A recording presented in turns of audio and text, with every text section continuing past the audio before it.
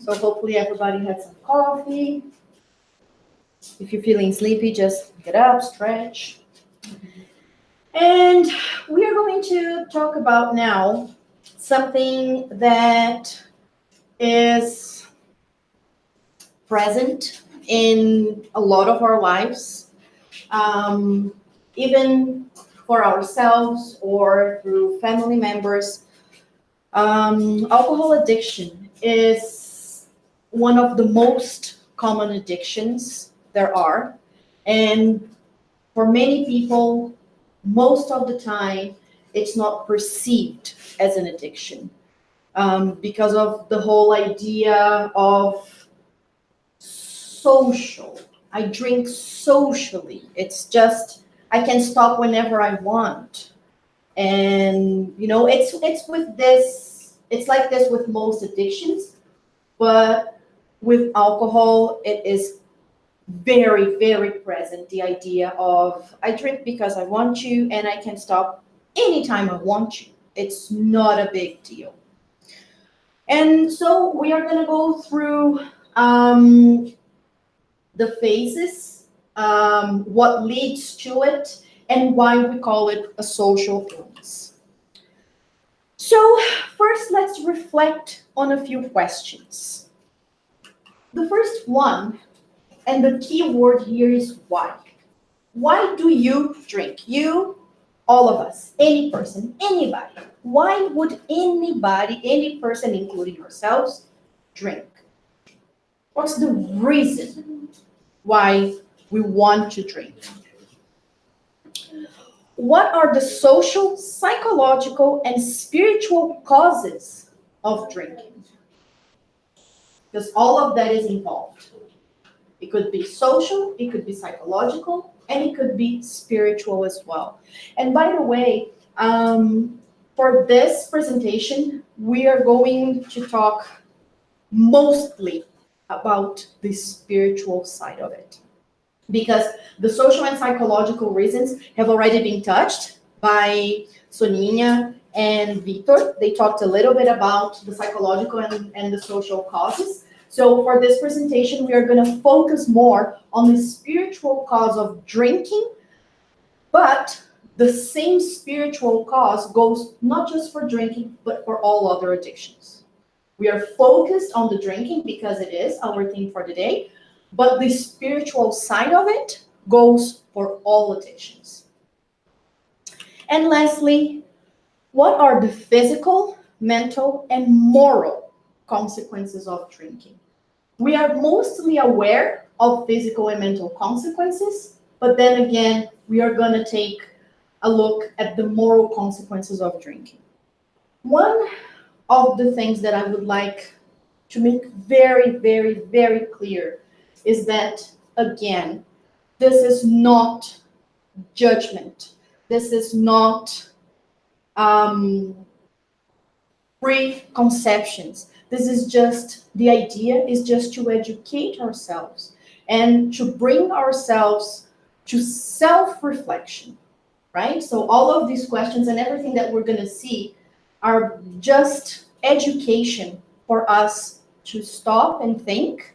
And again, not just about alcohol, but all other addictions. And always remember, judgment is so easy. Passing by, walking by someone, even if they're not having an overdose, and you can have an alcohol overdose as well. So even if they're not having an overdose, just seeing someone on the train who is drunk, which is very common, mainly after like 5 or 6 o'clock, if you take the train downtown. So it's very easy to look and judge and feel disconnected from the person because of the smell, because of the appearance. But we go back to what Victor was talking about. What is true charity? And we go back to this. So again, we're going to see a lot of information for our own education, but it's very important that we always remember to go back to what is our part, what can we do? Love, compassion, respect, okay? So first we're gonna look at a few statistics, And this is one article that I saw from 2017. And this article says that Canadians drink more alcohol than the global average. And for Latin America, US, and the Caribbean, high-income countries, and here we see US, Chile, Trinidad and Tobago, Barbados, Uruguay, Bahamas, Antigua and Barbuda. Canada is number 1 for these countries. So Canadians drink more than Americans. There were a whole lot of graphs that was way too much information, but just to give you an idea, I think a lot of people hear, for example, that some of the heaviest drinkers are people from Finland and stuff. They are at 10 point something. So it's not that big of a difference. What about Russia? One interesting information, Russia is, if we include the European countries, Russia is not number 1, but I think it's in the top 3. But one very interesting information from 2015, in the whole world, because of medicine, because of all the advances of medicine and technology, life expectancy raised in the whole world, except for Russia. Russia was the only country by 2015. We don't have more, more statistics from after that. But by 2015, Russia was the only country in the world where life expectancy had decreased exactly because of the excessive use of alcohol. Okay, and then this is an article, and the same article, what was the top picture? And this is not a personal criticism, and we are going to talk a little more about it, and this picture is going to make more sense to you why I use this picture. Who's this guy? Okay. So because this picture is when we talk about the glamorization and the examples that we set. Okay, so this is why I chose to include the picture, and this article is from Maclean's magazine. Now, the most recent statistic I could find is from 2016. And here it says heavy drinking by age group and sex, household population age 12 and older. Okay, so here we have the ages. So 12 and older, 12 to 17, 18 to 34, and so on. And we have in blue males, in red females. Okay, so, and again, this is from 2016. And this is like self-declared, okay? So this is what people openly admit to drinking. This does not count people who would not admit to heavy drinking. Okay, so it is scary. It's very scary. And one interesting thing, this age group, 12 to 17, look at the girls. This is a hard one to say because kids will lie most of the time. The standard deviation that's there is already showing that could be more or less. Yes, yes. But there are other researchers saying that girls tend to drink. At this age group specifically, because of the whole acceptance. So that's the articles that I read that support this, not very precisely, but the idea that at this age group, girls do drink a bit more than boys because of the whole media image of perfection. And when they don't feel that perfection, they numb their consciences through drinking because it's the most easily available thing, because usually parents will have a pretty big shiny bar at home. So it's right there, it's right at home. They don't have to go, not always, but many times they don't have to go to the street to get it. They just need to get a bit from the bottle and add water or something else to put it back to the level it was, so parents will not be suspicious, right? And this is very interesting as well. So here we're just looking at data and statistics. So the alcohol harm paradox. Why is it a paradox? Because the lowest income people are the ones who get hospitalized the most for alcohol related health problems. In Canada, alcohol is not very cheap, but there is quite a few options that are cheap, right? There's the whole culture of moonshine, of homemade alcoholic drinks as well. It's getting more popular to have your Oh yeah, like personal breweries, it's becoming like a trend, it's fashion, it's something that I will make and I will introduce to my friends and you can drink my own brand. It becomes part of a social. Exactly, interaction. exactly. Even part of a certain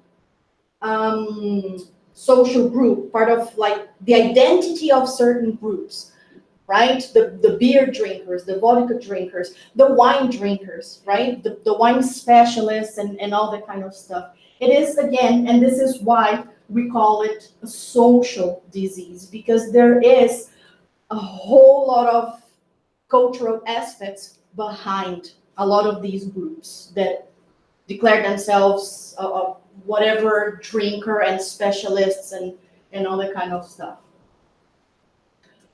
So this next one is the same from last year because they don't have anything more recent. So this is from 2015, and this is the source. And as many as 6 teens a day in Canada, all of Canada, the whole country, aged between 10 and 19, and again, that group age that we were talking about, usually more females than males because of the age group specifically, are hospitalized for conditions entirely caused by alcohol. And we are not talking any other drugs. We're talking just alcohol, no combination, alcohol alone. And a lot of the articles that I read, again, mentioned that this is due to how easy it is to get it, mainly at home or a friend's home. Right? When you're allowed to go for a play date or a hangout with a friend and their parents aren't at home. So one of the quote unquote brilliant ideas that kids or teenagers get is, what is it like? And we're going to talk about one of the reasons why these ideas might come up. So if we go back to that first reflective question, why do you or do we drink? There are many possible answers. But maybe the better question here would be, why do we start drinking?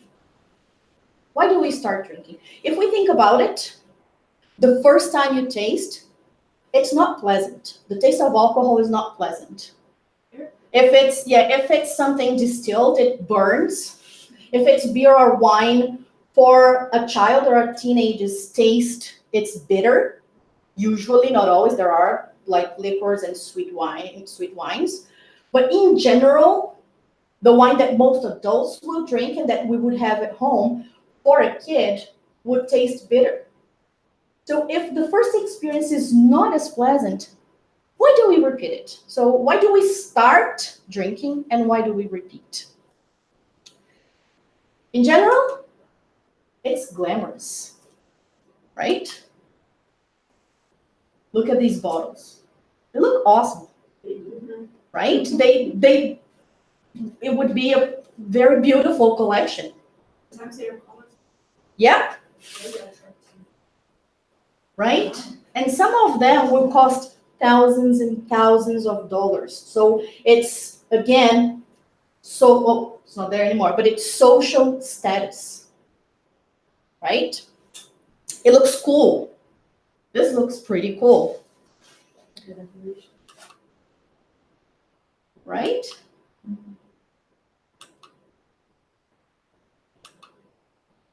Sometimes, like this one, for example, they even remind us of other drugs. This looks a lot, I don't know how to say that in English, but this looks like those, in Portuguese we say narguilé, that like the shisha? shisha. Yeah, that sounds familiar. I think I've heard it before. I think it's Lebanese or. Yes, yeah. That they put water and then Yeah. all that kind of stuff. Yeah. So some even reminds us of other drugs. And again, the whole idea of cool, like how many of these have we seen, for example, on, or whoever uses it, Pinterest or any other place, or Instagram? Like, I only drink 1 glass a day, and the picture, and funny enough, it's usually a lady, not always, but usually a lady with that huge glass of wine. I only drink 1 a day. Right? Exactly. Like, wow, look how ingenious it is. I only drink 1 glass a day. I don't know if you are part of those mom groups on Facebook, but it's so common nowadays to see the mom's group talking about how much they appreciate wine. And Oh, yeah. an addiction. Like, Like, I've had a hard day, I need wine tonight. Mhm. or just to cope with the kids, I need wine. Mm-hmm. There's an app also that you can Oh, yeah. take a picture of the Yeah, and it gives you wine the and- rating. Yeah, and then the people are using like almost like competing with each other. How many you drink, how many you Yeah, and I heard that some of those apps have actually, like, they actually allow you to interact with other wine drinkers, for example.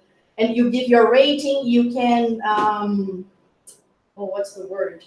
Not indicate, but like you can refer or suggest. You can suggest to your group to take that wine and so on. So it is, again, we go back to the social idea. So the social identity of a certain group.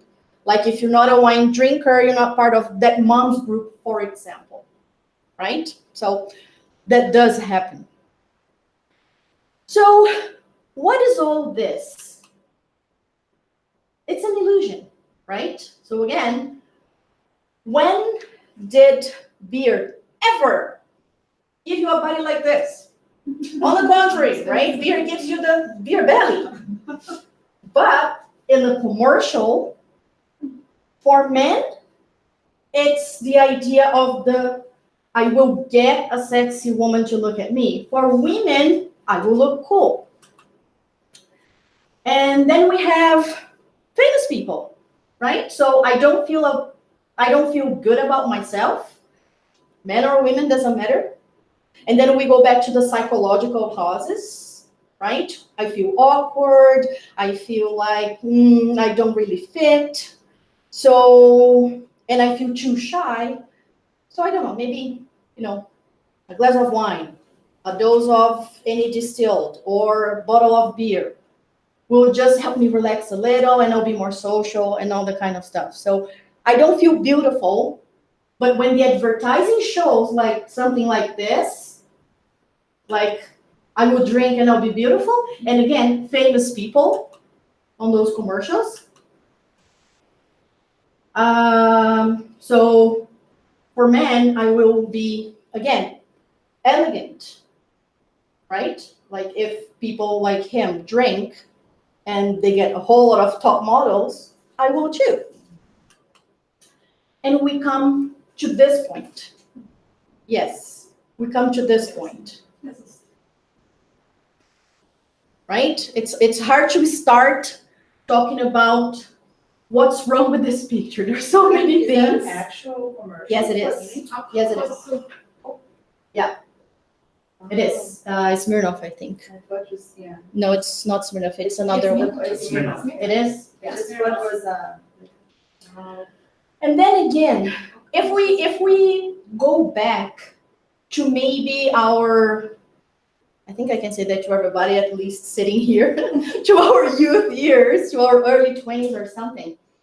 And we reflect, how many times have we actually seen something like this and either thought it was funny, cool, or just didn't care? Right? How many times? Because it didn't make a difference, right? Before you stop to think about it, it doesn't make a difference. And it can You look, it's like, whoa, that's creative. Because we're not thinking about what's behind it, right? So it's okay for moms to drink. The babies are fine. Right? So there's so much behind it. And again, the psychological idea. If I'm sad, it's gonna make me happy. If I don't look beautiful, I'm gonna feel beautiful. If I'm shy, I'm not gonna be shy and I'll be able to be more social and talk to people. Feel empowered because then I can do whatever I want. Exactly. Exercise my free will and show everyone and everything. And then again, if we think about it, what are we looking for? And this is something Sonia mentioned, and Victor mentioned as well, both of you. What are we looking for? What is that ability to be able to communicate well with everybody? What is that ability of feeling at peace with who we are? Those are all virtues that right now we haven't developed yet, but we have the illusion that alcohol or any other substance will give us that. So it's a shortcut to that virtue that I don't have yet.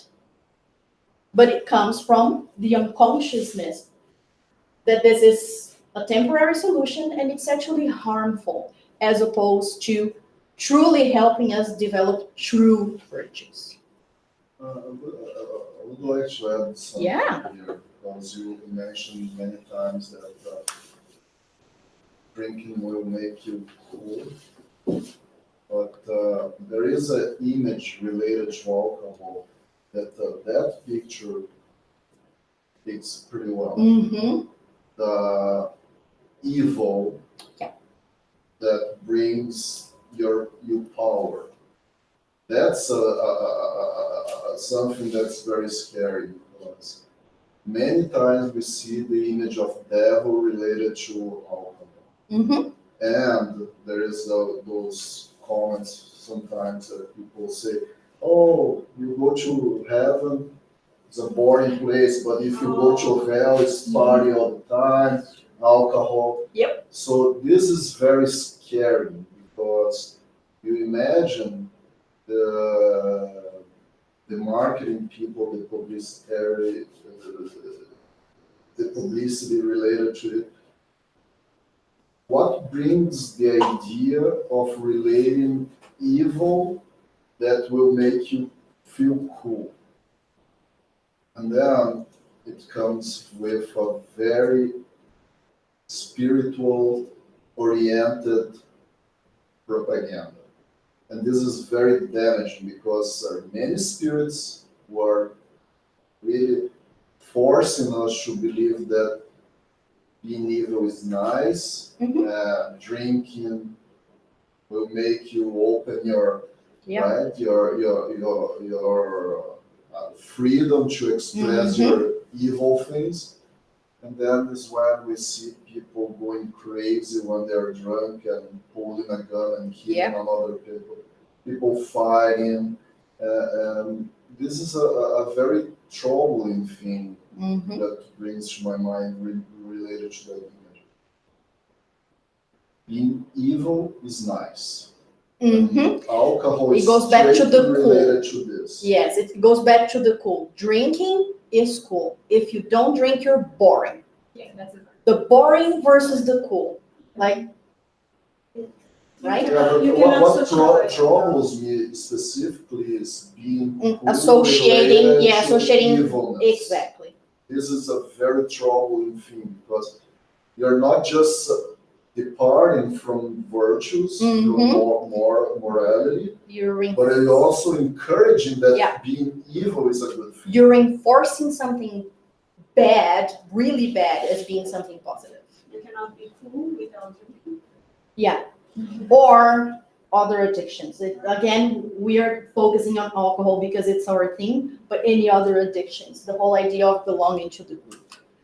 I think Okay. it also brings that idea that, like, people say, well, I said this because I was drunk. Oh yeah, it's a that's good bringing excuse. actually what you have inside of you too. So that evil sometimes is coming out. For everything, right? Yes. I am mad Yeah, And that's exactly. an excuse. Somebody made me, So yeah. I am tired, Yeah, then it's an exactly. excuse. Mhm. It's your fault, not mine. Yep, Yeah. I drink because of this, right? It's also an illusion that. Yes, it's the been whole, sold it's that we- outside, something that Yeah. makes me do, and we always need to remember, nobody and nothing makes us unless there's a gun pointed to our head. Nobody makes us drink, right? Like being tired doesn't make me drink. Being stressed doesn't make me drink to It's a be choice. relaxed. It is always a choice. So that was the illusion. What is reality? Yep. And I don't know if you can see, but, well, you probably can't, but it's a Yeah. very young guy.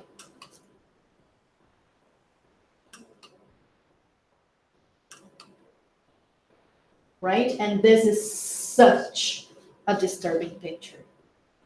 But it is a reality.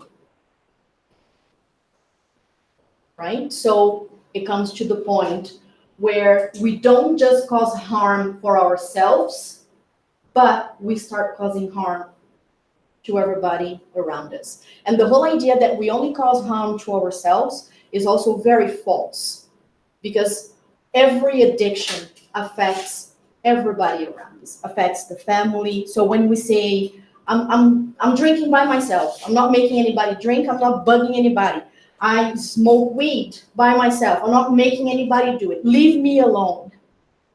That's an illusion as well, because yes, what we do when we choose to impair our judgment, we are also affecting the whole world around us, work environment, friends, family, everybody. So it's an illusion to think that whatever we're doing on our own, and it's nobody else's problem. In terms of addiction, it is. Just explain a little better why it impacts everybody else. Because a person who lives in a materialistic point of view won't see this way. Mhm. So if you can explain Yes. a little better, it would be good. Yes. Even materialistically speaking, we are talking about depleting resources for the whole family, for example. We're talking about the possibility of losing your job for being impaired, which with you, if you have a family, there's that. So there are a whole lot of material implications that are fairly obvious. However, when we talk about the spiritual side as well, it is very impactful to our environment, because we are, and we're going to see this in a little bit, there's the law of affinity. So we are going to attract spirits that are in synchronicity. Sympathy. Yeah, spirits that are sympathetic to us.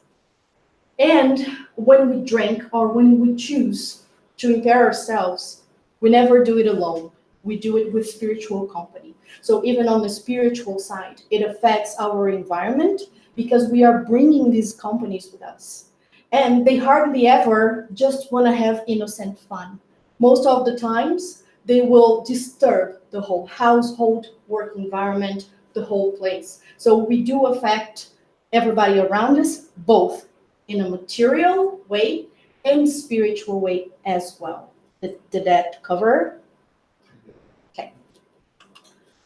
So in the book After the Storm by Joana de Angelis, she says, alcoholism starts with what looks like a social habit, right? I think some of our parents or grandparents, they had the little, what they call them, appetite opener, like we say in Brazil. It was just a small dose so that they would be hungry for that Sunday lunch, right? I think, I don't know in Canada, but in Brazil this is fairly common. But no, I've seen Canadians do that too. They usually do also the after. Yes, exactly. So after the meal, to close the meal, a little dose of something. And sometimes drinking the beer, for example, with the meal. And for sure in Canada, coffee and alcohol, Yes, that is very associated, yes. and dangerous. Mm-hmm. Yeah, because it's like true stimulants, right? So insinuating at first Drinking disquiets beginners and awakens a curious need for repetition in the weakest ones, in an illusory search for pleasures and unknown sensations. So this is why, even though it is unpleasant at first, why do we repeat? Because it awakens our curiosity. Maybe you get better. Exactly. If everybody likes it, again, if you're looking to identify yourself with a certain group, if they do it, I'll do it. And that goes for smoking and for other things too. So again, we're just focusing on alcohol, but that goes for other things too. Identifying ourselves with a certain group, right? And as you said, you see let's say in the home, the children see the parents drinking, and I'm not saying I still did not give up completely, but my husband liked his beer sometimes, and he had, like the kids, if they have curiosity, I'd rather them try at home than somewhere else, but it's exactly like, ooh, like something to tongue. But I already got questioned, but so if it does taste so good, why do you guys drink? Mhm. So bad. Tastes so bad. So that was a question for me to reflect to, Well, That's then you interesting. have to go to the social habit for Yeah. the Yeah. teenagers world, Mhm. which challenging its own strength is a fun. Yes, it Like is. hurting yourself, Yes. burning yourself, Mhm. just to show to the others, yes, I can do.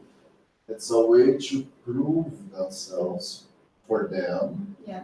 But it's not a real proof. It's just a lack of self-confidence that needs to show through these ways, artificial ways to But, do. but oftentimes. Can we just keep going? We can go back and talk about that a bit later. Sorry.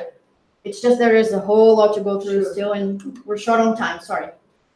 Because it's legalized, it's accepted and tolerated, but it kills more than cancer, tuberculosis, and cardiovascular diseases combined. Everything we saw of opioids, everything we're gonna see about other drugs, alcohol kills more than all of them combined. Sometimes it's not the alcohol overdose that will kill you, but diseases related to the drinking habit. Liver diseases, kidney diseases, stomach problems, things that were triggered by alcohol addiction. So all of those are considered as death caused by alcohol. Right? So the death by overdose is not as high, but diseases related to, it's more deaths in the whole world, not just one country or two. So this connection with alcohol enslaves the minds and poisons the body. Enslave the mind because of the addiction, because of the need to go back and do it again, the need to drink again and not feel shy, to drink again and feel cool or sexy, right? But again, it's literally poisoning the body. It's literally killing brain cells and making our internal organs sick. It starts with a seemingly innocent operative, unnecessary, but that is repeated so many times that it becomes a necessity. And as the quantities increase, the connection becomes absolute domination. So the whole idea, I can stop whenever I want, I do it, but whatever. If I choose not to do it, I won't. It doesn't matter. And then again, if we think about it, when is drinking alcohol necessary? Okay, again, please, this is not judgment, and we're not telling anybody what to do. We're just bringing education and reflection. Okay, we're not saying to everybody, stop, don't put a drop of alcohol in your mouth. It's just reflection. And again, these words are by Joana de Angelis. I am not going to argue against her. In the book Existential Conflicts, Conflitos Existenciais, also by Joana de Angelis, in chapter 12, she says, this addiction destroys homes, users, commit horrific crimes, regrettable and shameful violence, cutting short millions of lives that could have been dignified through the work of the user and through abstinence. And that's something else that Shuana says. For any addiction, abstinence, mainly when you feel like you are getting addicted to, if you have that conscience, if you have that awakening in you, that you realize I am on the way to get there, like that picture that Victor showed us, the difference between the first use and when the person got addicted.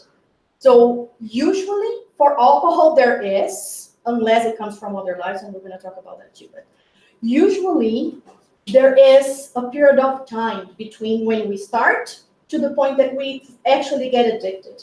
If in between that we can realize, abstinence will always be the better option. If we realize our body is craving for more, that we feel like it's a real struggle not to drink, then one of the options, and I'm just going to talk about those options, is abstinence. The effects of alcohol can be felt in two stages. One that stimulates the euphoria, disinhibition, and one that depresses, lack of psycho-emotional control, lack of coordination, and sleepiness. And it's in that second stage that usually most bad things happen, right? And that second stage can present itself in different ways, and we'll see that too later. Still in the same book, chapter 14, she says, why do we drink? One of the possibilities. Because of anxiety. The illusion that it calms us and it generates happiness. It's not happiness, it's euphoria, right? Our brain is getting a false message that we're happy. What is the calm? Not calmness. What is it? What do you mean? The illusion that it calms. What is anesthesia?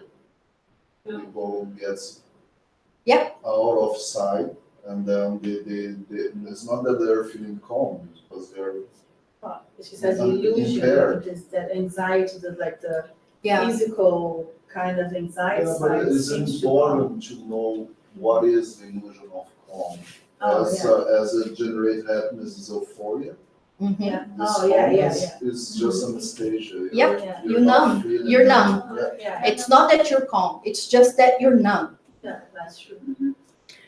Any kind of conflict. So shyness, and this is like internal conflict with ourselves, not fights, but internal conflict. So shyness, emotional instability, jealousy, inferiority complex, masochist disorders, when you want to actually harm yourself. Sometimes people do through cutting or whatever, and sometimes people do through addictions, alcohol or any other I've seen a drug. lot of girls, they start drinking because they want to be slim. Yes. Suppress appetite. Yes. And the other reason they lose the boyfriend Mm-hmm. and forget about it. Yeah, drink, the jealousy, the inferiority they wanna hurt complex. themselves. It's a Yeah. You're willing to hurt yourself. Mm-hmm. Right?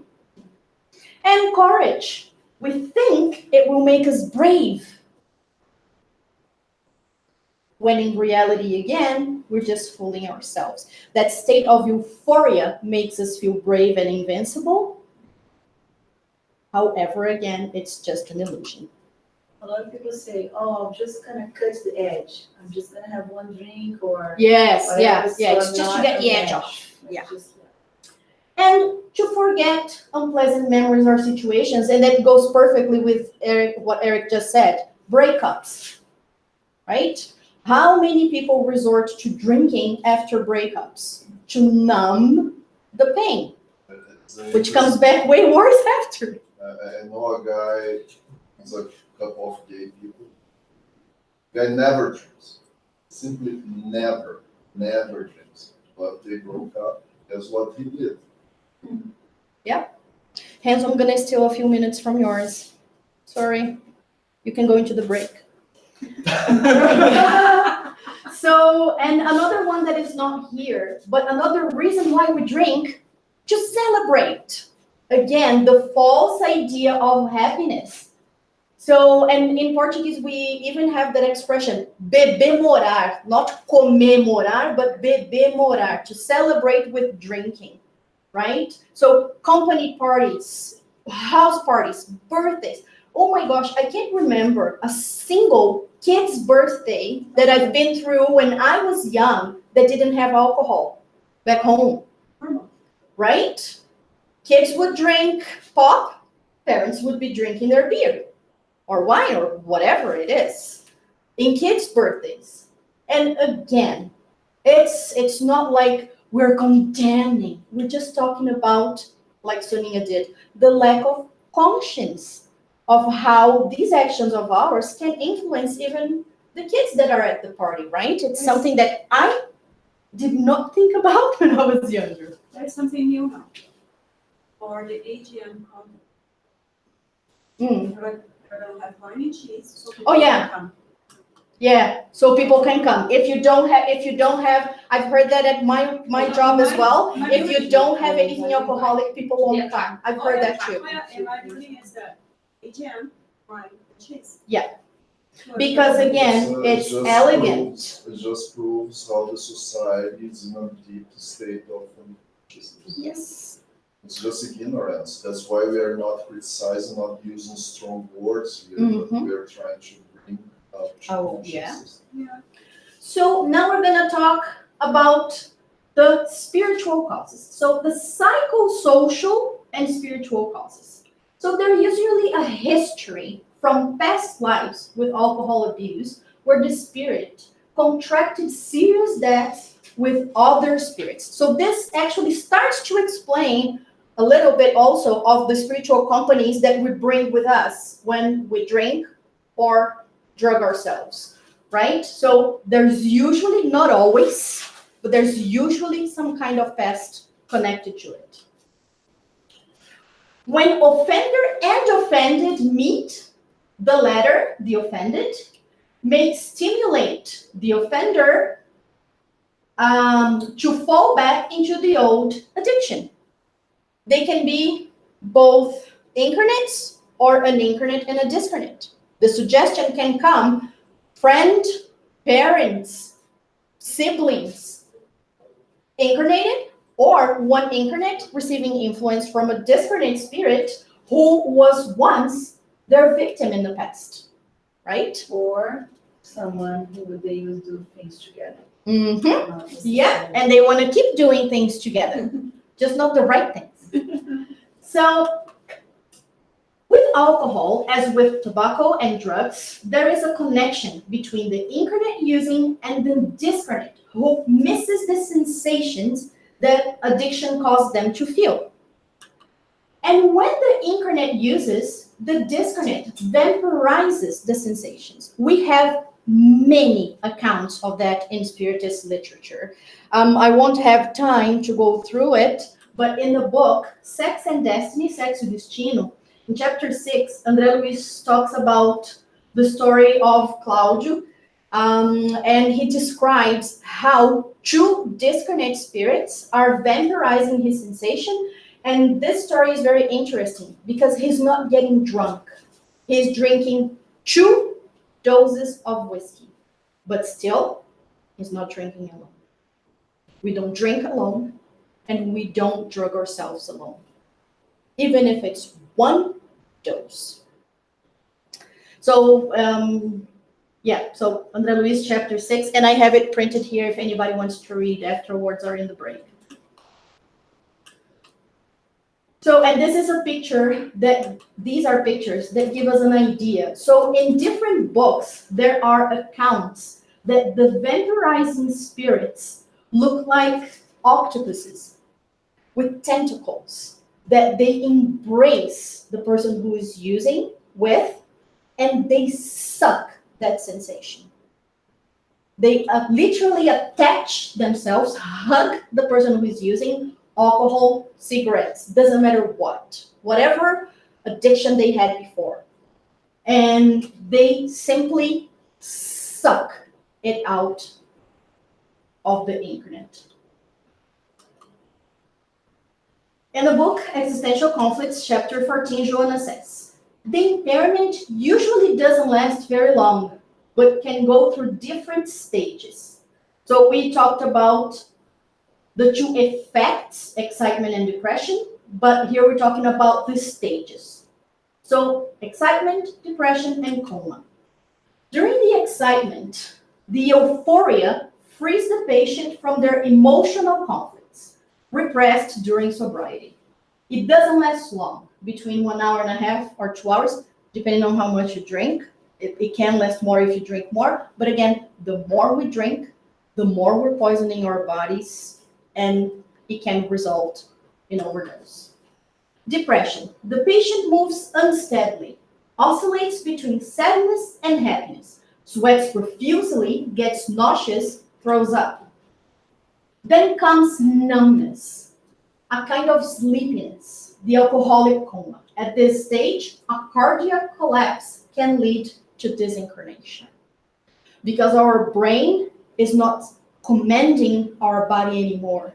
So the heartbeats become discompassed, and as Vitor was saying, depending on how poisoned we are, our brain can forget to breathe. So that's when we have cardiorespiratory arrest. So we forget to breathe, and our heart is completely out of control, and that leads to disincarnation. It slowly progresses to intellectual and memory problems, long time drinking, emotional numbness, and behavioral problems. So these are symptoms that we can see very clearly in long time drinkers. The patient looks pale, tired, has liver problems, can catch infections and pneumonia easily because the whole body is weakened, right?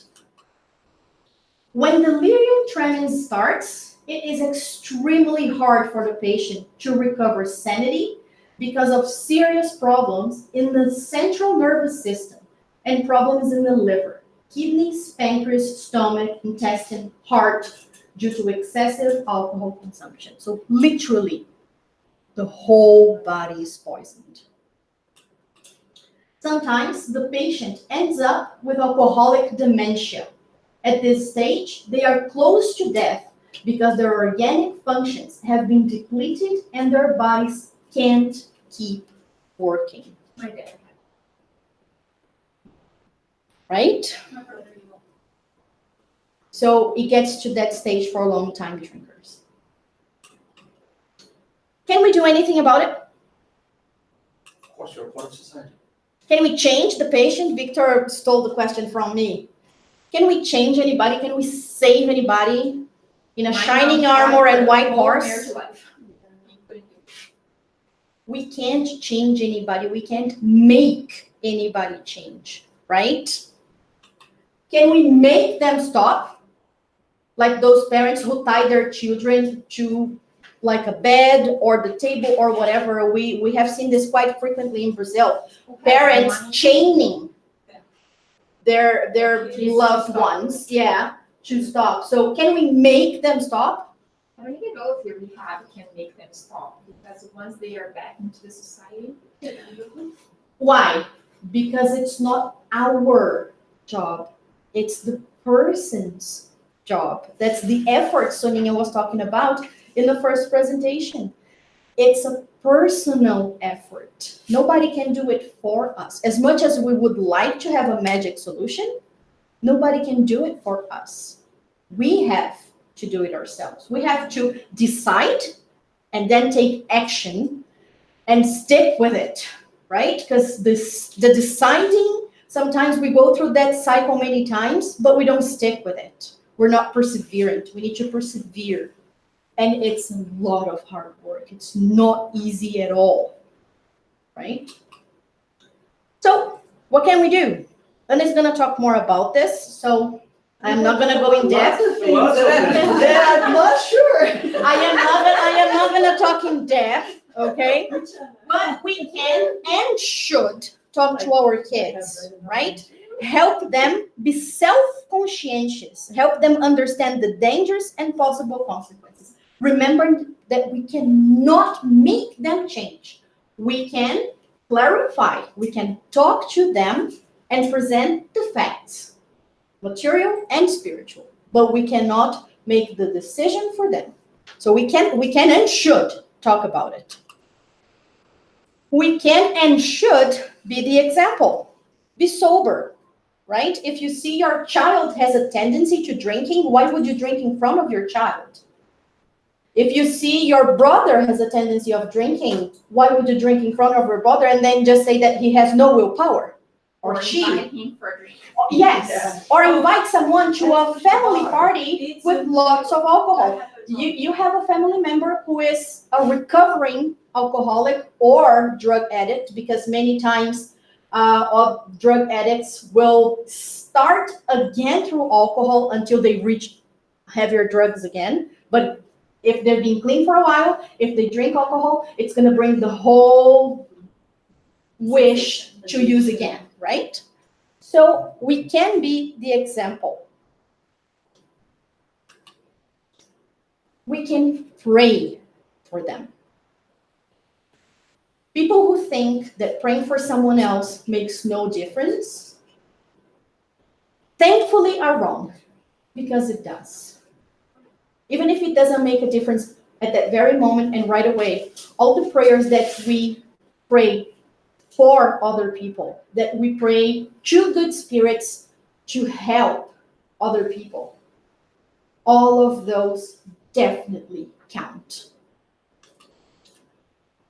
We can interact, relate, connect to our neighbors in the biblical sense, love your neighbor as yourself, through the divine laws.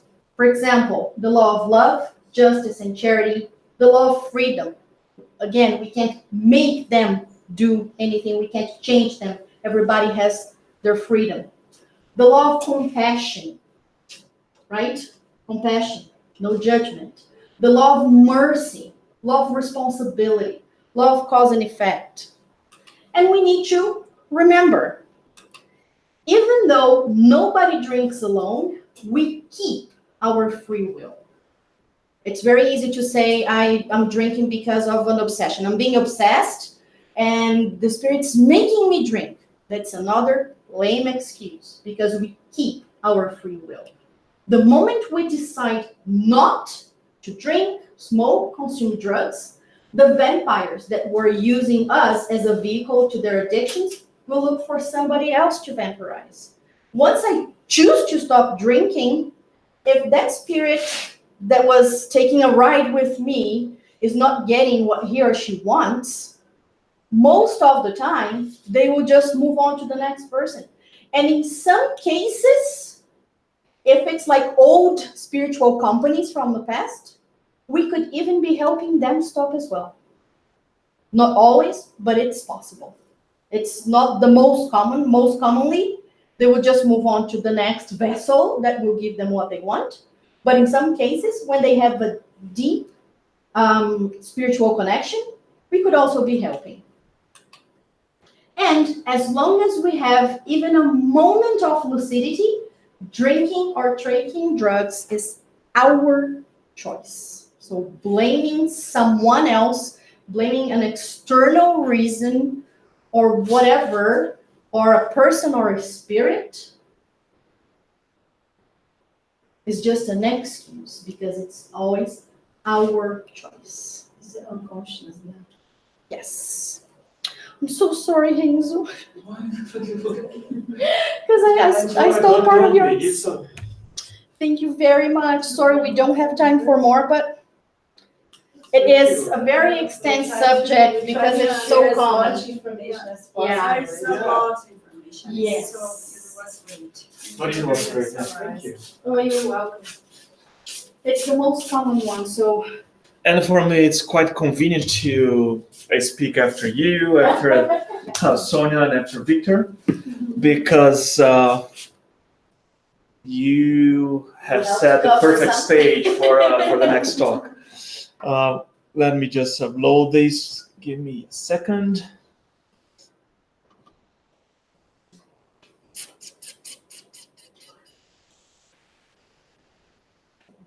we can have a bio break.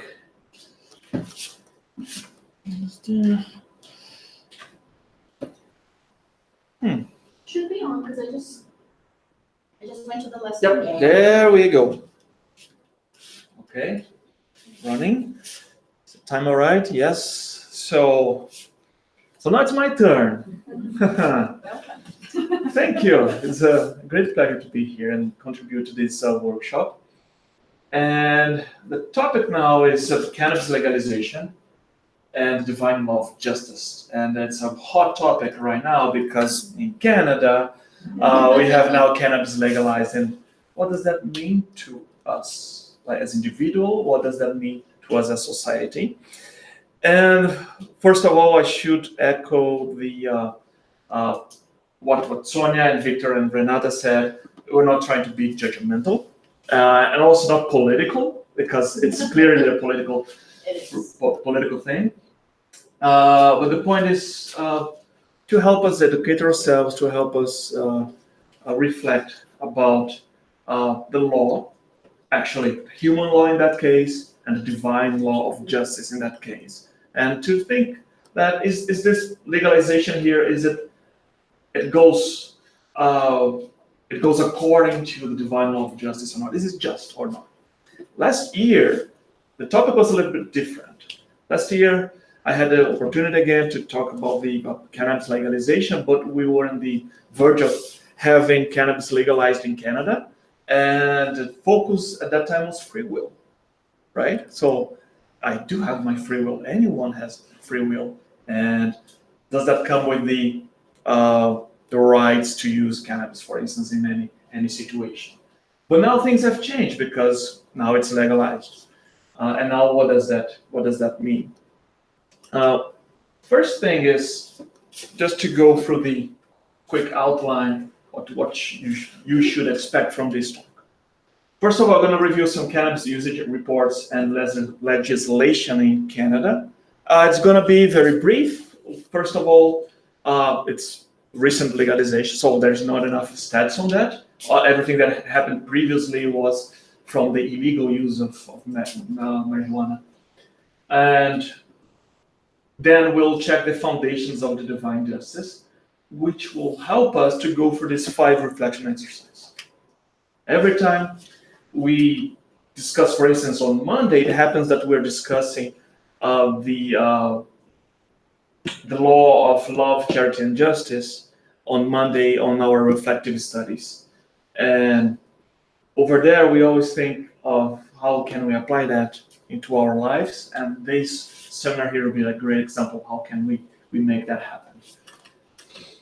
So then we start with cannabis legalization, and it occurred on October 17th. It was Trudeau's campaign promise, and he got that happening and starting 17th of October in 2018. So it's not a long time ago, and the society is still changing in many different ways. First one is, I guess it's immediate to me. When I open LinkedIn, many job opportunities in the cannabis industry. But there are other things going on with the society as well, especially in the sense of raising awareness. There's not enough rules about impairing driving. That's also coming, that how to measure that or not. Or when we are starting to think about the edibles that will come at the end of this year, that's important to remember. So what's on the news today? There's a report from March, I guess. Okay, there we go. There's a report from March from Stats Canada. It's the first report after the legalization. I took this snapshot here, people between 15 and 24 years old in this bracket of age, 27%, 1/4. This was actually.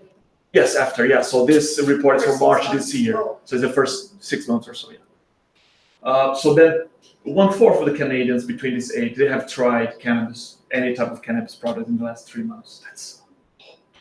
It's 25%, that's a lot. And among those who said they were consuming. 40%, over half of them were saying like using for non-medical reasons, because there's a lot of use for medical reasons, although that's debatable, but not the point now. And they use it for non-medical reasons recreationally at least once a week.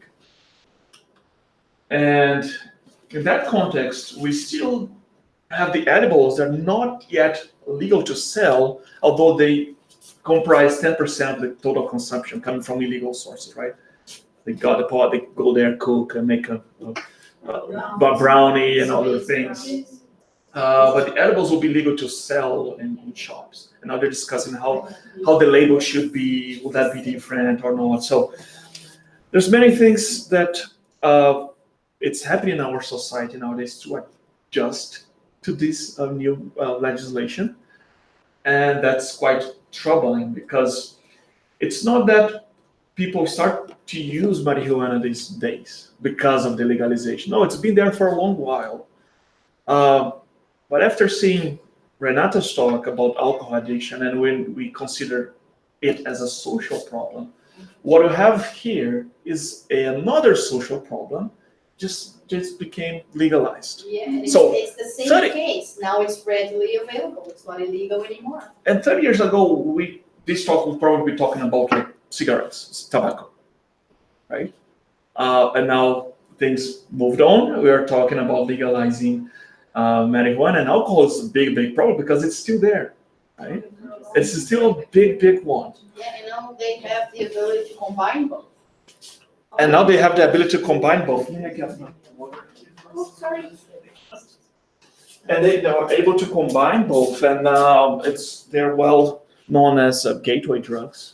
So if we remember Victor's talk this morning, there are other scary things around there, right? And marijuana and alcohol, they are considered these gateway drugs that could open the doors to different types of environments that will Awaken something that might be dormant. exactly. So that's what's on the news. So let's go quickly through the YouTube video. Maybe I can go through here. Let's see. Maybe it's gonna be loud enough. Yeah. Yeah. True. So let's change the source here. Oh, thank you.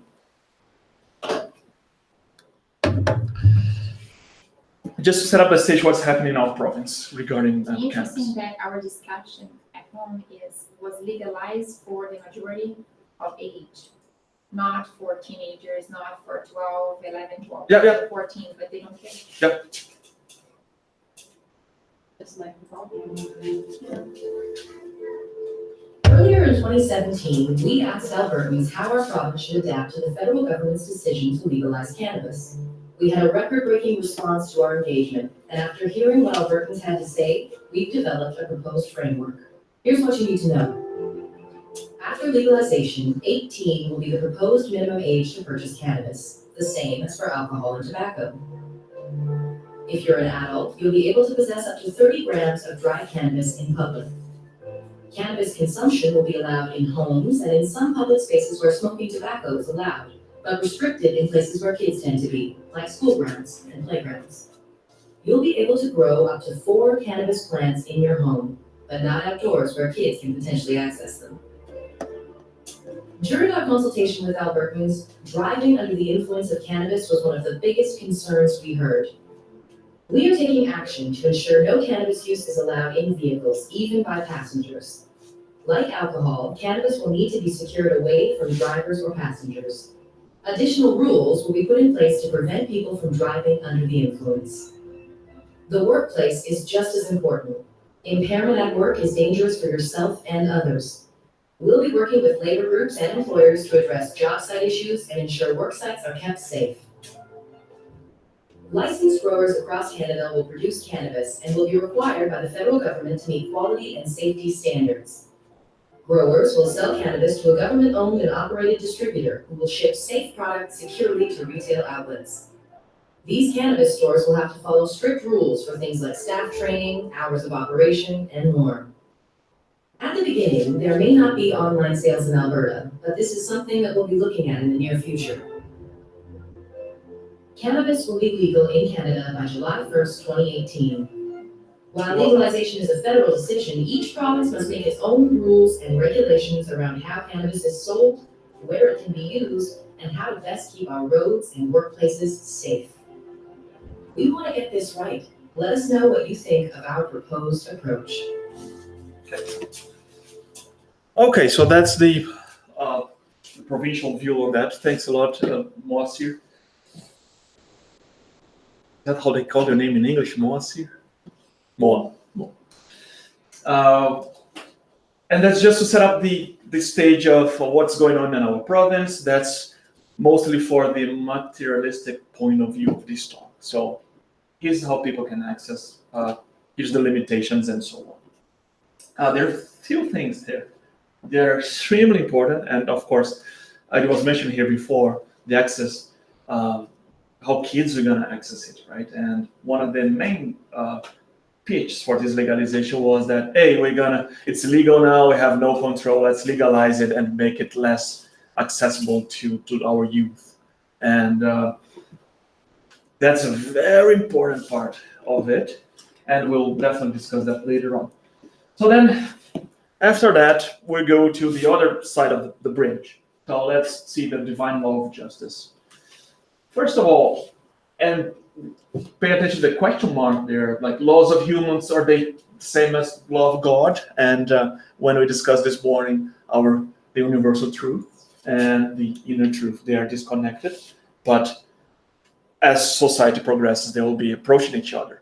So let's try to see these scenario of marijuana legalization under the universal truth point of view.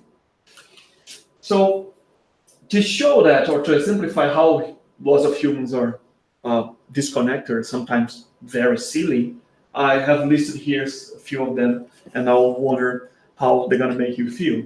So for instance, one of the silly ones, it's illegal to wear a bulletproof vest while committing murder in New Jersey. So if you're committing a murder in New Jersey, you cannot be wearing a bulletproof. Yeah. Bulletproof vest. So, It's unfair. or Because you can't be killed there. yeah, so You cannot have it. it's silly. Royal Prerogative 1324, the head of any dead whale found on the British coast automatically becomes the property of the king and the tail of the queen. Again. Or And it's the true, you cannot. Tibetan monks, they need permission to reincarnate. Oh, wow, great. We don't. They need permission from the laws of the local to reincarnate. Or this one has been relaxed a bit. The Chinese One-Child Act. The Chinese could not have one child. So some of them are silly, yes, and we've seen that. And some of them have huge impact to our society, because then how do we feel about this? Or in Saudi Arabia, females were not allowed to drive until last year. Yes. How is it in resonance with the laws of God? Probably not. Or how we feel about this until very recently, you had trial by combat, death penalty. If you know what happened to Saddam Hussein, that happened to him. It was not a long time ago, like 15 years ago or so. I'm getting old. But then you have duels all around, and these were all parts of the legal system of humans. Okay? Death penalty still exists. Death penalty still. Several countries, some states. And some states in the US. So it is still a thing. And the whole point is just to say the laws of humans are messy sometimes. Okay? Question 616 from the Spiritist book. Can God have prescribed to mankind in one age what he has forbidden in another?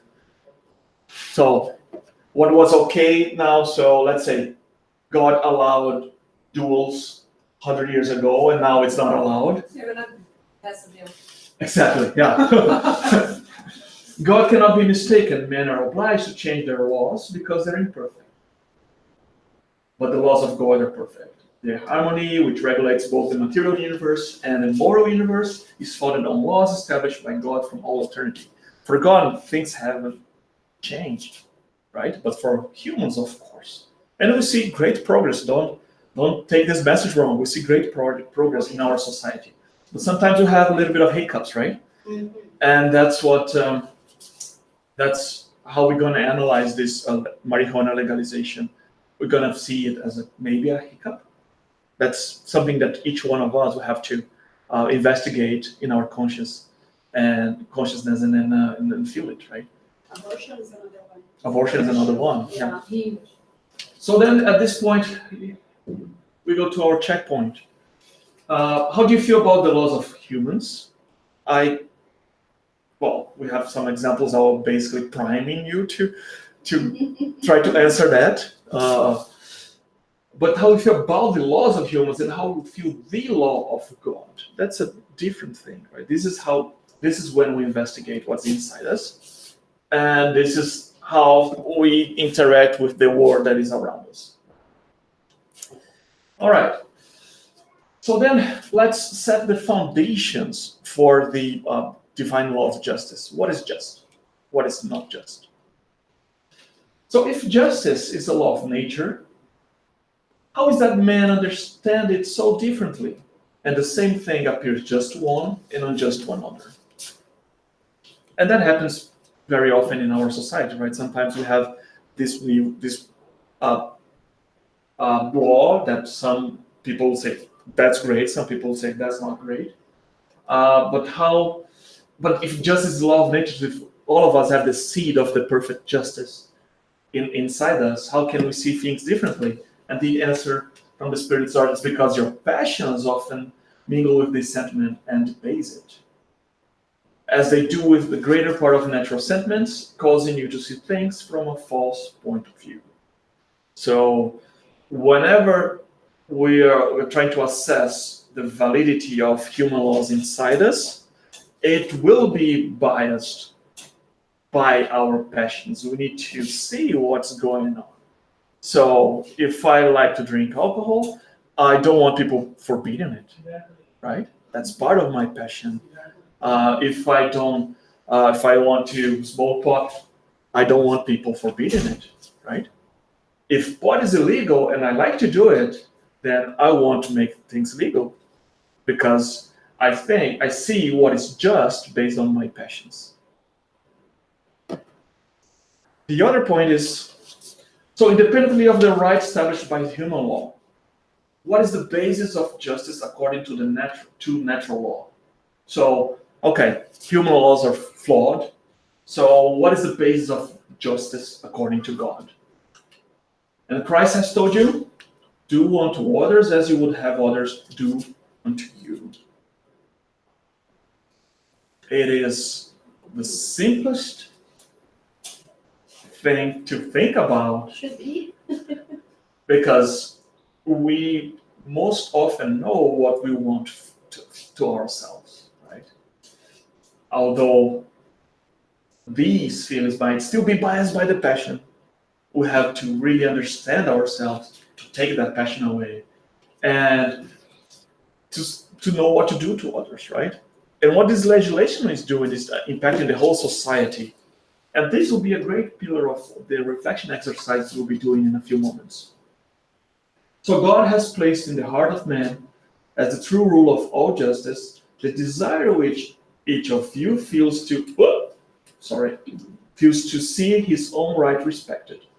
When uncertain as to what he should do in regard to his fellow creature, in any given conjuncture, let each man ask himself what he would wish to have done to himself under the same circumstances. God could not give him a safer guide than his own conscience. Okay? That's beautiful because it helps us, the perfect guide given by Jesus, to make us assess which law it's going towards the laws of God and which ones are basically human and flawed.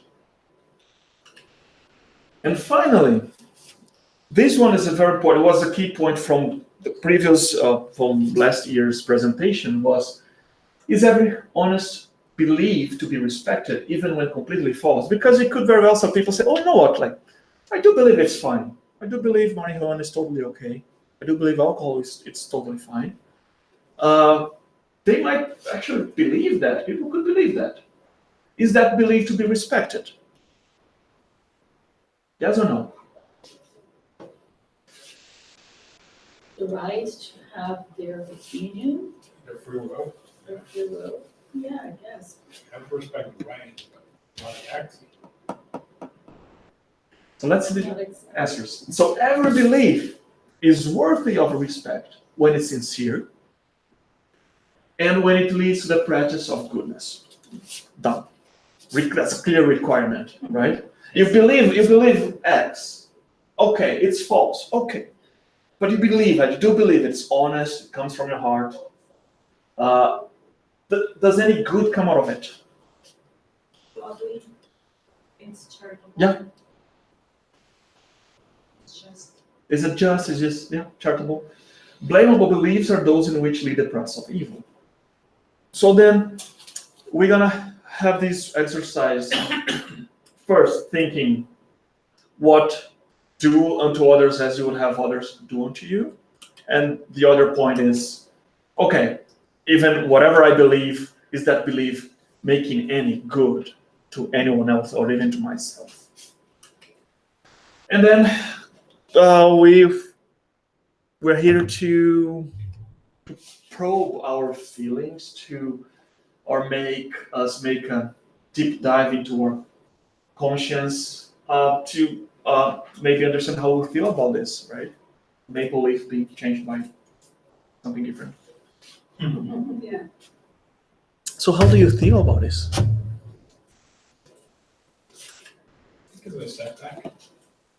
As a Step back. step back. A hiccup.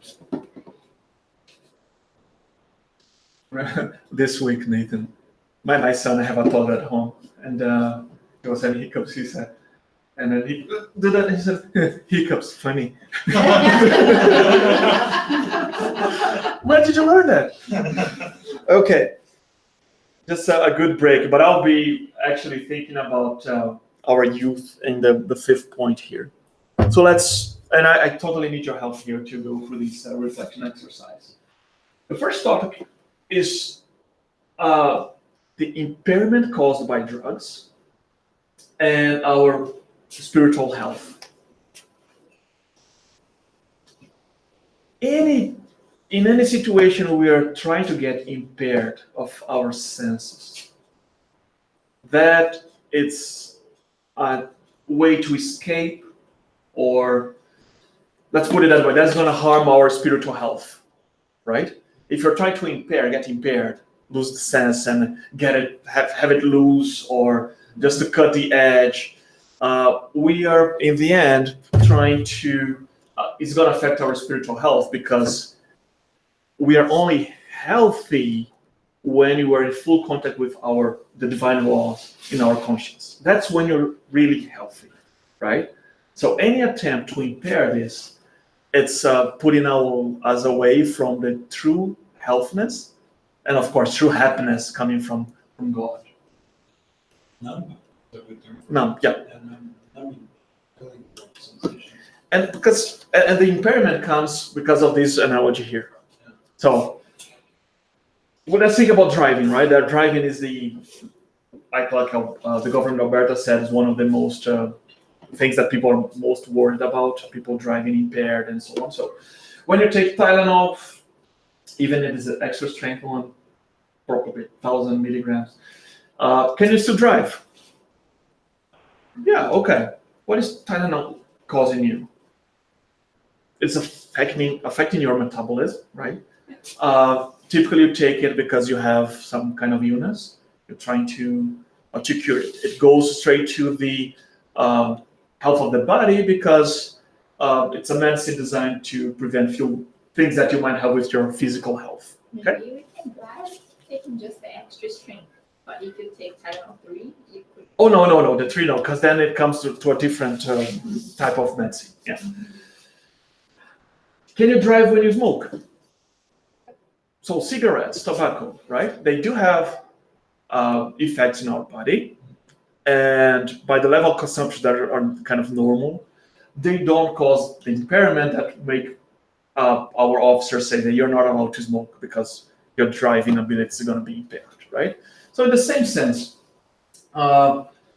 it's not impairing our judgment or anything like that, but after years of research, what was super common in 70s, 80s, and it still is in some of the countries out there, it's horrible for our physical health. So we could see that as a suicide attempt, right? It is suicidal approach to when you're consuming drugs as tobacco. The other one is like alcohol. It's clear that you get impaired and then you cannot drive. And with marijuana, with cannabis, you have the worst of both worlds, right? You do have the impairment of alcohol, right? And the health, the physical health, it is still very unclear to what is the long-term effects of marijuana consumption. There are a few things that are very clear, especially for the youth. We're gonna talk about that later.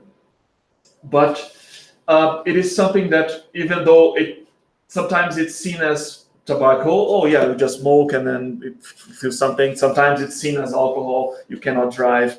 It's not a clear delineation there, and that's why it's very dangerous to our society now, right? When do we see people drinking? Like at their houses, and even in pubs, they cannot drink like in public, right? Although the government here in Alberta are saying it's legal to drink on parks. When you see people smoking, they can smoke everywhere. So this is okay to see people doing. This is not okay to see people doing, and it's still to be regulated, right? But the spiritual when you walk health. around downtown, holy moly. Yeah. It's stinks. Yeah. About the smell? Oh, yeah, oh, yeah. Okay, so now comes the question of how, say we are legalizing it. Okay, I mean, not say we are legalizing it, and what is the message to impairment? It's basically saying, hey, it's okay to be impaired. That's the message we're saying. It's okay to be impaired. Up to these limits, you cannot do this, here, that. It's okay to be impaired. But that's not okay for our spiritual health, as we just saw from Renata and then Sonia and Vitor.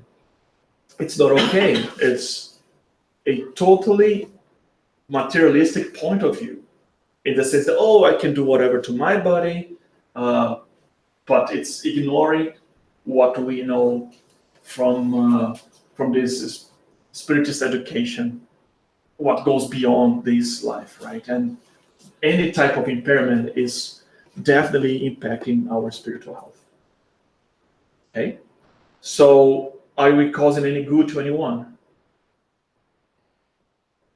That's the thing. Even if I believe it's okay, I believe everyone should exercise their free will. Are we causing any good to anyone that is using cannabis? No. Even if we don't care about the physical health, and we should care, the spiritual health, it's definitely being impacted. So I didn't want anyone doing that to me, why I'm doing to others. The second part of this exercise is what Renata just mentioned, the unwanted exposure. So first day of cannabis legalized, it was October 18th, or second day then. I was driving down Crowchild with Nathan on board, and there was only one car in front of me, another car inside of me, and inside my car I could sense this strong smell of marijuana, like super strong. I guess someone was very happy. Where you were I I driving, was driving, I was in my car. and then you noticed like your car ahead of you? I don't know which was the car ahead of me or the one by the side. You know, so what? And then my son starts to cry, get upset. So it was super strong. And I mentioned here to a few fellows here, so like, you know what, that's crazy. Yeah. That's this crazy. carnated one was like One brought this one. You know what? It was insane, and then it made us think about the unwanted exposure. You walk downtown, you may be exposed to cigarettes every once in a while because then people smoke, you pass by, boom. But that does not cause impairment. You cannot be exposed to alcohol by third, so you're drinking and then you have your own thing. But with marijuana, it will cause some type of impairment, and that's an unwanted exposure.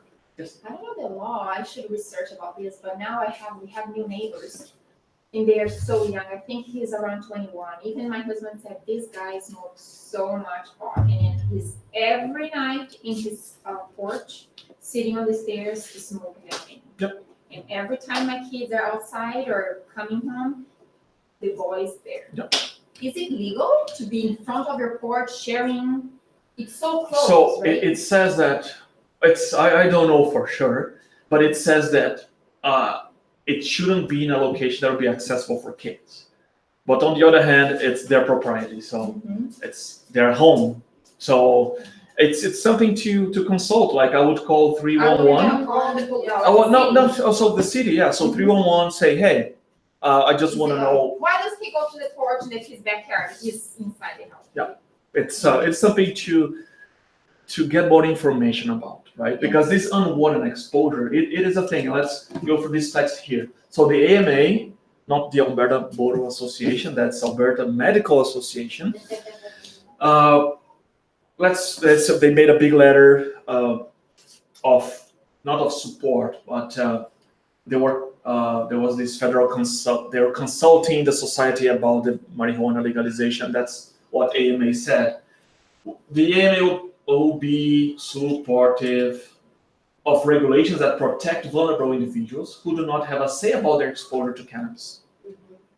Children, the elderly, and other dependents in the home must be able to be protected from unintentional exposure. Exposing others to fumes from cannabis, even in one's own home, should not be permitted. So, because you can grow 4 plants in your home, right? But then, how does that go with the others living in that household? And this is something that we go in. Do I want to be exposed to other stuff that I don't want? No. So I probably don't want to cause this to other, right? I don't want to expose anyone else. And we're not causing any good. Even I believe if I smoke here, it'll be fine. It's not causing any good whatsoever. And this unwanted exposure it's actually a concern for kids and elderly because, of course, health problems, right? They could have like some triggers that will debilitate their body or something like that. But also the exposure and the social exposure, and that's another topic here to say, okay, I'm having this, then what, right? Is it okay to have it? Another thing that we don't want to expose others is to unknown risks. I don't want you to expose me to something that I don't know the risk of it, right? But in the end of the day, there are a lot of unknown risks with cannabis. First of all, that link over there, that is the official health effects as seen by Canada, by government of Canada. There's a list there. So Google, it's easy, Canada, cannabis health effects, go directly to that website and see like what is the official position of the government saying what about health effects? What are the health effects of alcohol? Of tobacco, we know now, after was a big kerfuffle and someone started actually investigate against all the lobby of the tobacco industry to hide all the harm caused by tobacco. But eventually some scientists came up and said, hey, no, it's bad, and now everyone knows it's bad. In alcohol industry did not have this breakthrough, and in cannabis, actually, not yet, because it's just starting. There are actually, in the alcohol industry, there are researchers that are funded by alcohol companies, and that a lot of people choose to believe despite, they choose to ignore common sense. and choose to believe that, yes, 1 dose a day is good It is for you. good for you. It is not. It's again what is just based on the natural laws. We are always biased by our passions, and then will give us distorted point of view of the reality. How many times I've heard that 1 glass of wine a day is good for your health? Oh, Yep, yeah, and that's the thing, right? The good substance, yeah, the good substance in wine that is good for you is the flavonoid, which is from the grape The grape, peel. yeah. And grape juice has the exact same thing, thing. and it's not alcohol. Yeah. In the US, But Yes. that doesn't sell wine, so. they have a research center based on tobacco, basically tobacco was funding a research center in US to find healthy results of smoking. Of course. Yeah. Yeah. Trying to do that. Yeah, it suppresses appetite, right? If you're And you know on a what? diet, smoke. And the industry is still there.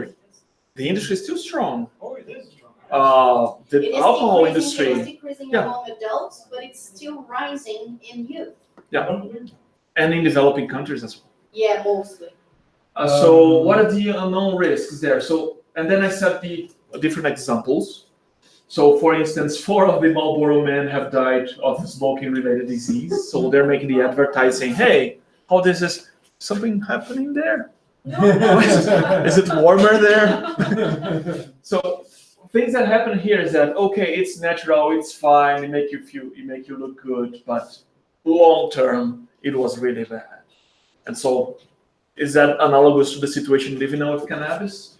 Or even like in the 60s, thalidomide, there was a drug meant to prevent early miscarriage, but actually caused a lot of birth defects. These are things that were approved by like FDA and all these things. So government approved medicines that eventually could cause more harm. And that's why we're saying like about unknown risks. You're saying like, okay, it's totally fine to do it with the research we have nowadays, but there's no certain of the effects long term. Even not talking about the spiritual effects, right? Just the physical effects. What the thalidomide, basically just the difference between the humans and the lab animals in humans. That is specific. They brought that to the apex, so it could do that's as much as it could. But it was just a basic difference that was there. That's the risk of every medication. Because you may behave specifically different in one specific way. But now they know. Now they know, but that's a problem. But what are things that we don't know now? That's my key point. Yeah, exactly. No, Because they did discover that after a while. But right now, we don't know about the risks of cannabis use. And the industry, they always support the movie industry, the cigars. Put a lot of money in the movies and make people, actors, actresses, smoking in the movies. Okay. Up to the 80s, 90s, and then Yeah, totally. How is the alcohol in movies? alcohol, and also Now other drugs as well. We're other starting to see. drugs, marijuana, right? So there's a lot of movies and also TV series. Yeah. They always put a way to show that smoking is cool. If you're a For sure, corporation, they're gonna put the money as well there. if you're a corporation, you want your industry to grow, you want to show it's cool and spend money on advertisement. And then one way to do it is like people are consuming TV shows and then the other things. So why not to put your message there? That's a good point. That's another one that again approved medicine that caused more harm than benefits, but they only knew after the fact. So that was a bit too late. Science is evolving, but it's not bulletproof. I'm a scientist. Yeah, Hi, I'm the Renzo. I'm a pharmaceutical scientist, and we know. industry Yeah. is extremely powerful. Yeah. All right, and then we come to our final reflection exercise, and we might spend more time with that. So the next generation, what is there for the next generation? What is the message that we're sending them? So we said that with cannabis, we're turning this social problem legal now, right? Because it was illegal, now it's turning to a legal problem. It's still a social problem. But to the youth, what is the message that we're sending them? We're sending them that, hey, to be impaired is okay. to numb your conscience, it's okay, right? And to feel good is even better. Yeah. That's the message. So legalizing recreational cannabis at an age of 18, this is again from Alberta Medical Association. Legalizing recreational cannabis at an age of 18, knowing the clear effects on the developing brain and higher risk of addiction at younger age is inappropriate. These are the medicals. The brain develops up to 25, right? And that's the thing when science, they don't know. Well, it's, yeah, you could say the brain's fully developed by 21, by 22, but hey, why to expose to that risk if you don't know for sure, right? And that's something that it's very concerning, very troubling, because the message that we're sending here is that the same thing with the alcohol. It said, you know what, it's okay, go there. Everyone is doing it. Why don't you, right? Approximately 600,000 Canadians have tried marijuana for the first time during the first quarter of this year. It's insane. So it's mind-blowing because one thing, and that should be very clear. Sometimes we take whatever is legal for mandatory. It's not that it's legal, that is mandatory, you gotta do it, right? But to understand this,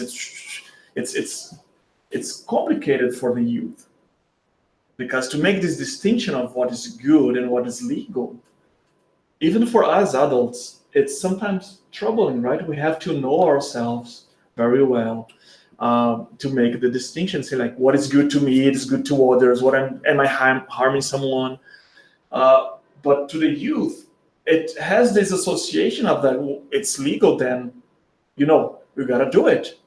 It's so hard to debate this with the youth because considering how many examples of well-known people, well-known actresses, actors, people that are. The other day I was debating with my son and he said, why we're so against it if, what is the name of the guy that owns, the electric car? I forgot his name. Tesla. Elon Musk. Yeah, why we're so against it if Elon Musk uses it? And he's super wealthy, he's smart, well-known, he's one of the richest men in the world. Why we're so against it? He uses it. Maybe he would not be if he had used when he was 12 on. Maybe he's making more sense. He But may if he doesn't, he got in one interview that offered to him, okay, it's not illegal. And then he just do that and return. But everybody make a Because it was a public appearance, right? He actually uses all the time. Yeah. We're talking about that as well. Just a nice presentation about the family influence and the society influence. And then this week I asked him, I haven't seen in my entire life any successful result or outcome of people using drugs. He said, yes, I've see Robert Downey Jr. He's fine, he's successful, rich. I said, he reached rock bottom, but his family is wealthy and took him to rehab or gave him resources. Not everybody. That's not There's everybody. So are they successful because of the drugs? That association is not clear. I guess that's the scientific point. Mhm. Like Quite a the correlation is not a causation. Quite the opposite, right? Yeah. When you hit rock bottom, He he wasn't couldn't get successful. any acting jobs or anything because when you're impaired, you can remember your lines and so on. So And it's Yeah, also But we are. I think he meant like he yeah, overcame his rock bottom, became successful again, Yeah. right? it's He had a under good it's result, under like, it's okay. And again it's under the also- assumption I can stop whenever I want. There is this psychological bias called like the survival bias. Is that the correct name? I don't remember now. But we tend to remember the ones that succeed. But behind that, there are thousands of others that failed.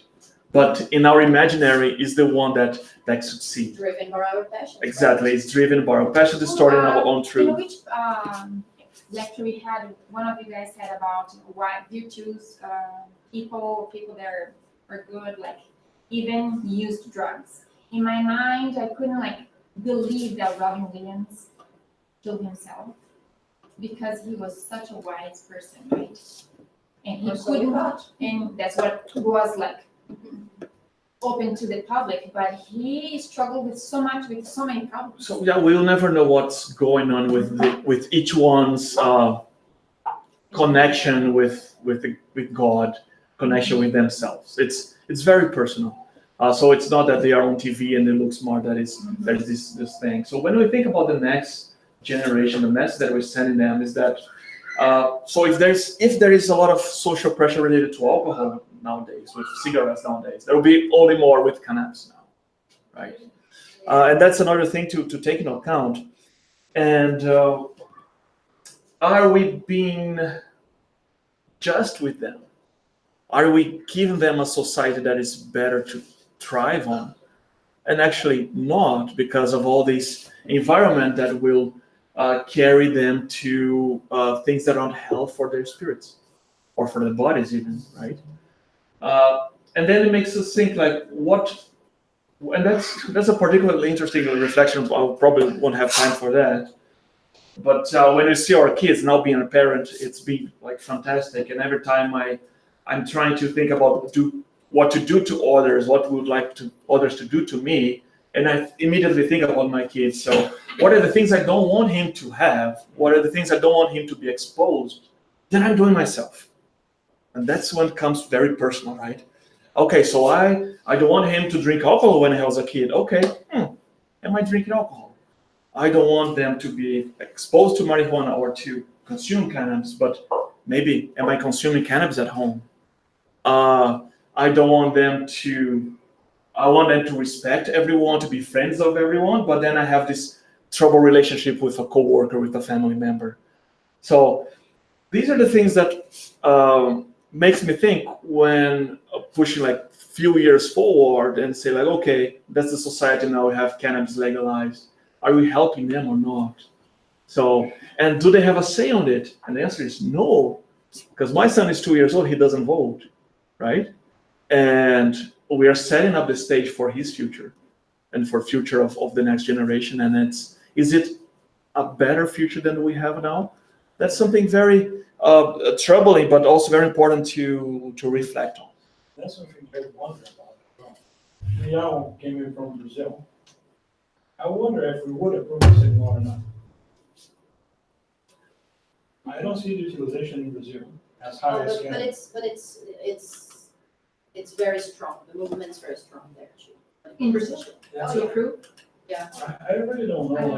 I don't Like see that. I think we could talk about this for hours. I'm a bit worried about the time. But the truth is, one of the first things that Renzo said is something that is really important.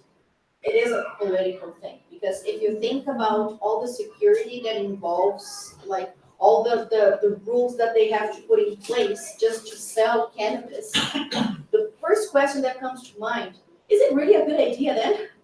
Right? If you have to put so many rules in place. So the question is, how much money is being raised by that? So all the reasons that were given are not necessarily moral.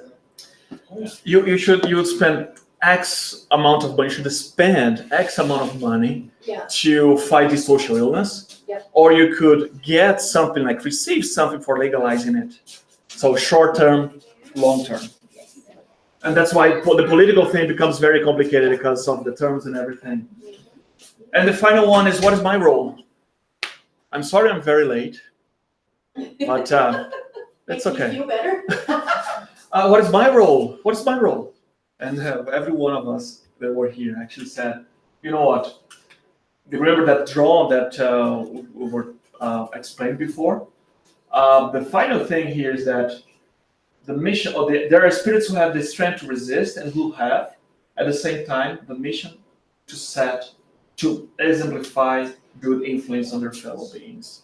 And it goes, it's sometimes we may think that we want to help in any way, but the most important one is setting up the good influence, setting up the examples, because it comes from changing ourselves. And then, final reflection, why are you here? And it's the same from last year because it's still valid. Free will is still there. But the point is that we gotta practice this free will, exercise it actually, focused on the practice of goodness. And if you're not generating anything good out of your actions, of our laws, of our thoughts, of every breath you take, it's not the right point. It's not according to the law of God. Many thanks for the contributions. It was a great pleasure to be here. Thank you. And I think we have a break now. Yes. Also, then give me 5 minutes more. No, I'm joking. Please join us online, and we'll have a break, and we'll are back in 15 minutes. Thank you.